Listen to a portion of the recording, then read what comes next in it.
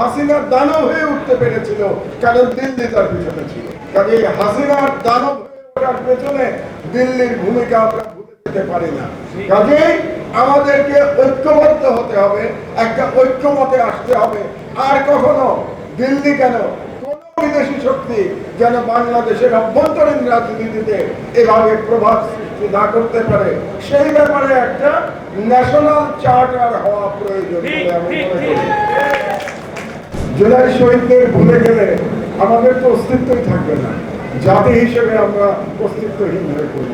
কিভাবে শহীদ পরিবারকে ভুলে যেতে পারে? কিন্তু আমি মনে করি শহীদ পরিবারকে মনে রাখার সর্বোত্তম পন্থা হচ্ছে এমন একটি রাষ্ট্র নির্মাণ করা, যে রাষ্ট্রে আরেকটি ফ্যাসিবাদ যেন উঠে আসতে না পারে।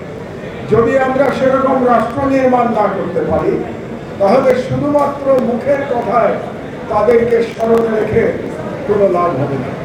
আমরা যদি সেরকম একটি রাষ্ট্র নির্মাণ করতে পারি, তাহলে পরেই শহীদদের প্রকৃত আমরা শ্রদ্ধা জ্ঞাপন করতে সক্ষম হব। তো আমার একটি প্রত্যাশা আছে, আমি একটু সংক্ষেপে বলি যে কেমন একটি রাষ্ট্র তৈরি হলে পরে আমরা বুঝতে পারবো যে এই মহান জুলাই বিপ্লবে যারা জীবন দিয়েছেন, যারা আহত হয়েছেন, যারা যুদ্ধ করেছেন, যেন কোনো ফর্মে আবার বাংলাদেশে ফিরে আসতে না পারে। তার জন্য যে রাষ্ট্রে প্রয়োজনীয় সংস্কার দরকার সেগুলো করতে হবে। তার একটি আমি মনে করি পথ চলা শুরু হয়েছে। আমরা শুনতে পেরেছি যে সকল রাজনৈতিক দল 2 টার্মের বেশি প্রধানমন্ত্রী থাকবেন না, কিংবা 10 বছরের বেশি প্রধানমন্ত্রী থাকবেন না, এ ব্যাপারে তারা ঐক্যমত পোষণ করেছে। এটা একটা প্রাথমিক ধাপ।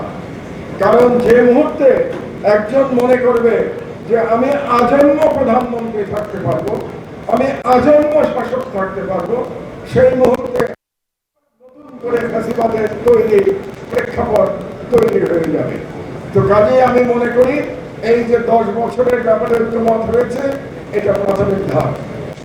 আর যেন কোনোদিন বাংলাদেশের ভারতীয় হেজেমনি, ভারতীয় আধিপত্যবাদ কোন ফর্মে ফিরে আসতে না পারে, তার ব্যবস্থা আমাদেরকে করতে হবে। কারণ পূর্বে যে ফ্যাসিবাদ এখানে ছিল, সেই ফ্যাসিবাদ তৈরি হতে পেরেছিল কারণ দিল্লি থেকে তাকে ব্ল্যাঙ্ক চেক দেওয়া হয়েছিল। দিল্লি থেকে বলে দেওয়া হয়েছিল যে তুমি যত ইচ্ছা জুলুম চালাতে পারো, তোমার পিছনে আমরা ঢাল হয়ে থাকবো। যেরকম জুলুম আজকে এই মুহূর্তে জায়নিস্ট ইসরায়েল প্যালেস্টাইনের উপরে চালাচ্ছে, গাজার উপরে চালাচ্ছে, তারা কেন চালাতে পারছে? তারা চালাতে পারছে এই কারণে যে মার্কিন সাম্রাজ্যবাদ তাদেরকে গার্ড দিয়ে রেখেছে। যে কোনো রকম অন্যায় তারা করে যেতে পারে, তার জন্য তাদেরকে কোনো জবাবদিহির আওতায় আসতে হচ্ছে না। এই কারণে এই ইসরায়েল এই যুগে একটা দানবের মতো ব্যবহার করতে পারছে। তো সেইভাবে হাসিনার দানব হয়ে উঠতে পেরেছিল, কারণ দিল্লি তার পিছনে ছিল। কাজে হাসিনার দানব হয়ে ওঠার পেছনে দিল্লির ভূমিকা আমরা ভুলে যেতে পারি না। কাজেই আমাদেরকে ঐক্যবদ্ধ হতে হবে, একটা ঐক্যমতে আসতে হবে। আর কখনো দিল্লি কেন, কোন বিদেশি শক্তি যেন বাংলাদেশের অভ্যন্তরীণ রাজনীতিতে এভাবে প্রভাব সৃষ্টি না করতে পারে, সেই ব্যাপারে একটা ন্যাশনাল চার্টার হওয়া প্রয়োজন বলে আমি মনে করি। এটা হলো দ্বিতীয়। তৃতীয় হলো বাংলাদেশে যেন আর কখনো এই 15 বছরের ফ্যাসিবাদী আমলের তুলনায় মতো করে বাংলাদেশের সম্পদ লুটপাট না হয়। আপনারা দেখেছেন কিভাবে রাষ্ট্রীয় সম্পদ লুটপাট করা হয়েছে। আজকেও আমার দেশ পত্রিকায় একটা নিউজ আছে যে রিজার্ভ চুরির 5 ক্রিমিনাল, একটা নিউজ ছাপা হয়েছে। আপনাদের তো রিজার্ভ চুরির কথা নিশ্চয়ই মনে আছে। তো এরকম রিজার্ভ চুরির মতো করে আরো লক্ষ লক্ষ কোটি টাকা, লক্ষ কোটি টাকা, লাখ বলছে না, লাখ কোটি টাকা এরকম দুর্নীতি করা হয়েছে হাসিনার 15 বছরে। কাজেই আমাদের এমন একটি রাষ্ট্রীয় কাঠামো, একটি আইন, একটি সিস্টেম করতে হবে যাতে করে এভাবে রাষ্ট্রীয় সম্পদ লুটপাট না হতে পারে। এটা হলো আমার 3 নম্বর প্রত্যাশা।